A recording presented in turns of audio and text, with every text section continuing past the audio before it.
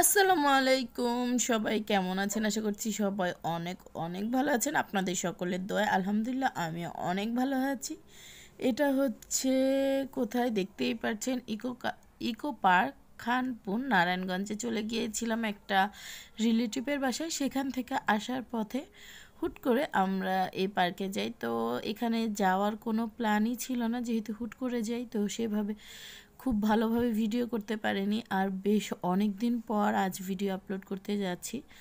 তো আশা করব সবাই আগের মতো সাপোর্ট করবেন এবং ভালোবাসা দিবেন। অনেক দিন গ্যাপ ছিল, মাঝখান দিয়ে ব্যস্ততার জন্য ফ্যামিলি সব কিছু মিলিয়ে একদম ভিডিও দেওয়া বা ভিডিও করা সম্ভব হয়নি। তো সেদিনও ভিডিও করার কোনো ইচ্ছে ছিল না, তারপরও ভাবলাম যেহেতু প্রথমবারের মতো গিয়েছি একটু ভিডিও করে নিই।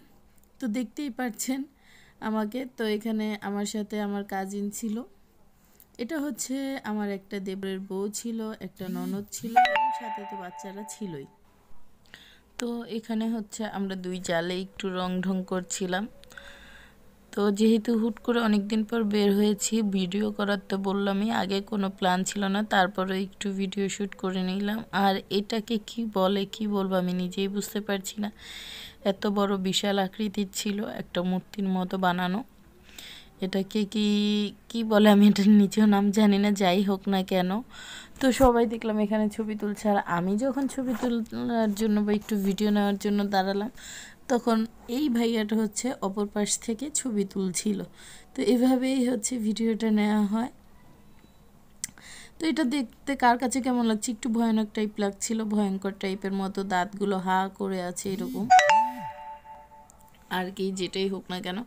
তো তারপর পিছনের যে এটা দেখতে পাচ্ছেন পার্কের, এটা কিন্তু খুবই ভয়ানক। আমার এটাতে ওঠার অনেক ইচ্ছে ছিল, কিন্তু পরবর্তীতে এটা যখন স্পিডে চলছিল সেটা দেখার পর আর সাহস হলো না এটাতে উঠার। একটা ঘন্টা যেরকম হয় না সেরকম, এভাবে ঘন্টার কাটা যেরকম দোল খায় সেভাবে এটা দোল খাচ্ছিল।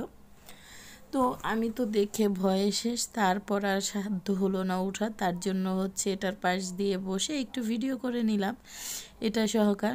আর আমাকে ভিডিও করে দিচ্ছিল সেদিন তাহাসিনা। তো এখানে আমরা সবাই হচ্ছে ঘুরে, আর সেদিন কিন্তু প্রথমবারের মতো আম্মুকেও নিয়ে গিয়েছিলাম। ওই যে আগেই বললাম যে আমরা একটা কাজিনের বাড়িতে গিয়েছিলাম, রিলেটিভের বাসায়, যার জন্য আম্মুর সাথে ছিল, আর তাই আম্মুকে নিয়েই চলে গেলাম পার্কে ঘুরতে। তো তারপর আমরা এখানে আসলাম, তো তাহসিনা বলছিল সে দোলনায় উঠবে। তো এখানে আসার পর দেখলাম অনেক সিরিয়াল। তো ভাবলাম যে সিরিয়ালে এত সিরিয়াল পিছনে পড়েছি যে অন্য কোনোটা থেকে ঘুরে আসি। আর দেখতেই পাচ্ছেন আমাকে কীরকম দেখা যাচ্ছে, কোনো প্রিপারেশনই ছিল না সেদিন ভিডিও করার বা কোথাও যাওয়ার, যেহেতু হুট করে যাওয়া। আর তখন কিন্তু প্রচণ্ড গরম ছিল, এটা হচ্ছে গরমের মধ্যে।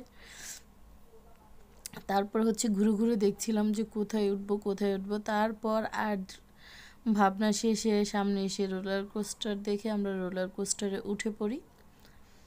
তো এখানে হচ্ছে ভাবি উঠেছিল, ভাবির বাচ্চাকে নিয়ে আমি, তাহাসিনা, তারপর আরেকটা ভাগ্নি ছিল, আমরা হচ্ছে একসাথে উঠে পড়ি 5 জন।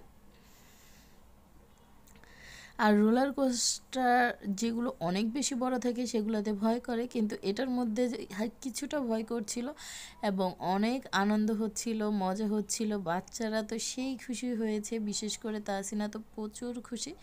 এখানে হচ্ছে আঙ্কেলকে আমরা টিকিট দেখাচ্ছিলাম, আঙ্কেল বলল টিকিটের কথা, তো সেটাই। তো রোলার কোস্টারে ওঠার পর সবাই অনেক বেশি আনন্দ করছিল। তো এই তো রোলার কোস্টারটা কিন্তু অনেকটা সময় নিয়ে সেদিন ঘুরছিল। তো আমরাও সবাই বেশ এনজয় করছিলাম, আর সেটা কিন্তু সবার মুখেই উঠেছে। ফাইনালি রোলার কোস্টার থেকে ঘুরে আবার চলে আসলাম দোলনায় ওঠার জন্য। তো সবাই মিলে একত্রে দোলনায় উঠে গেলাম আমরা।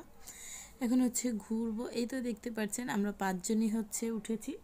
আর এখানে হচ্ছে তাহাসিনও বেশ খুশি, সবাই বেশ খুশি। এই তো স্টার্ট হয়ে গিয়েছে, আর এখানে দেখুন সবাই কতটা খুশি। অনেক দিন পর যেহেতু ফ্যামিলির সদস্যদের সাথে ঘোরা হচ্ছে, তো এর জন্য কিন্তু, আর এখানে দেখতেই পাচ্ছেন তাহসিনার খুশি আনন্দ, সে কতটা এনজয় করছে।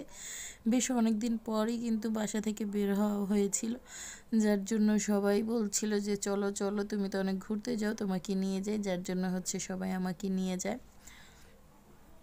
ঘোরার জন্য। আর এখানে হচ্ছে তো ভাবলাম যেহেতু ঘুরছি আপনাদের সাথে শেয়ার করি। আর আমার চ্যানেলটাতে প্রায় অনেক সময় ধরে ভিডিও দেওয়া হচ্ছিল না, আপনাদের সাথে কোনো কানেক্টই ছিলাম না, আমি সব কিছু থেকেই দূরে ছিলাম, এতটা ব্যস্ত ছিলাম, ফ্যামিলি সবাই একটু অসুস্থ ছিল, সব কিছু মিলিয়ে। তো আশা করব সবাই আমাকে আগের মতো সাপোর্ট করবেন, ভালোবাসা দিবেন। আমার ভিডিওগুলো কেমন লাগলো সেটা অবশ্যই জানাবেন। আপনাদের সাপোর্ট এবং ভালোবাসা আমি এগিয়ে যেতে চাই। আর আমার চ্যানেলের পাশে থাকবেন। আমার ভিডিওটা যদি ভালো লাগে অবশ্যই একটা লাইক কমেন্ট করে দিবেন এবং ভালো লাগলে পরিবারের অন্যান্য সদস্যদের সাথে শেয়ার করবেন। তারপর এই তো আমরা এখানে একটু সবার ফুটেজ নিয়ে নিচ্ছিলাম দোলনা থেকে নেমে বের হওয়ার আগে। তো ছবি তুলছিলাম, সেই পাহাড়কে একটু ভিডিও করে নিলাম। তো জানি না কি বলতেছি, কি হচ্ছে, অনেক দিন পর যেহেতু ভয়েস দিচ্ছি তো নিজের কাছে একটু আনইজি ফিল হচ্ছে। তো যেমনই হোক না কেন, যেহেতু আমার কাছের লোকজন, আপনারা আমার পরিচিত, সবাই আমার কাছের ভাই বোন, তাই আপনাদের সাথে আমি যেমন আছি তেমনটাই শেয়ার করলাম। তারপর এখানে শুধু বাচ্চাদের, ওদেরকে 3 ভাই বোনকে তুলে দিই। ওরা হচ্ছে এখন প্লেনে উড়ে চলে যাবে।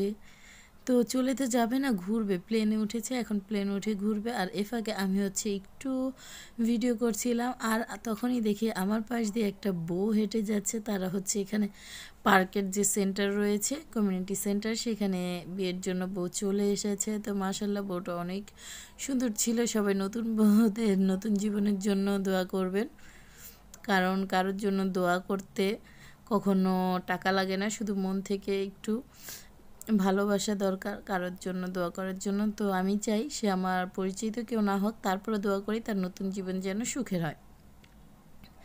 তারপরেই তো এই ফাঁকে তারা ঘুরে ঘুরে গেল এবং এখানে তাদের একটু ছবি তুলছিলাম, কিন্তু কেউই ছবি তুলতে চাচ্ছিল না। তো ভাবলাম যেহেতু এসেছি একটু ছবি তুলি, কিন্তু তারা কেউই ছবি তুলতে চাচ্ছিল না। বিশেষ করে এই বুড়িটা, সে তো ছবি তুলবেই না, সে এদিকে তাকাচ্ছে ওদিকে তাকাচ্ছে, কি করছে সেটা তো আপনারা নিশ্চয়ই দেখতেই পারছেন।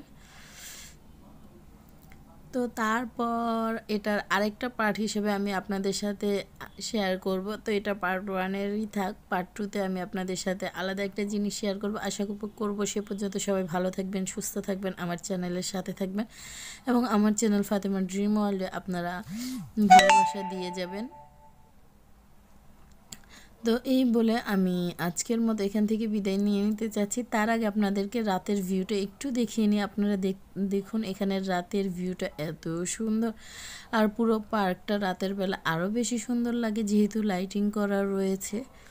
দিনের বেলা যেরকম অপরূপ সুন্দর, রাতের বেলাও কিন্তু এর সৌন্দর্য আরও দ্বিগুণ হয়ে যায়। লাইটিংয়ের কারণে কিন্তু অনেক অনেক বেশি সুন্দর লাগে। তো এখানে হচ্ছে একটু ঢং করছিলাম। আর আমার ভিডিওতে আমি যদি ঢং না করি তাহলে কি হলো, তো একটু ঢং তো করতেই হবে, যেমনই হোক না কেন। ঢং করলে মনে হয় আপনার মনটা ভালো থাকে, আপনি অনেক ফ্রেশ থাকেন। তাই এখানে আমি একটু দাঁড়িয়ে ঢং করছিলাম, যেহেতু মানুষের লোকালয়, তো সেখানে তো আর মানুষের মধ্যে ওইভাবে ঢং করা যায় না, তারপরও চেষ্টা করছি একটু ঢং করার জন্য, এই আর। তারপর এই তো রাতের বেলার ভিউটা দেখুন কত সুন্দর। আর চারপাশে কিন্তু ছবি তোলার জন্য অনেক স্পেস রয়েছে, অনেক সুন্দর সুন্দর জায়গা রয়েছে। আপনি এই পার্কে আসলে মন ভরে ছবি তুলতে পারবেন ও ঘুরতে পারবেন। আর বাচ্চারা তো অনেক বেশি আনন্দ করছিল এবং খুশি হচ্ছিল। আপনি কিন্তু ঘুরে ঘুরে পুরো পার্কটাই বিনোদন পাবেন ঘুরলে, সুন্দর স্পেস পাবেন এখানে, অনেক বেশি খোলামেলা, যেহেতু চারপাশে গাছ রয়েছে। তো এই তো আজকের ভিডিও পর্যন্ত, সবাই ভালো থাকবেন, সুস্থ থাকবেন, আল্লাহ হাফেজ।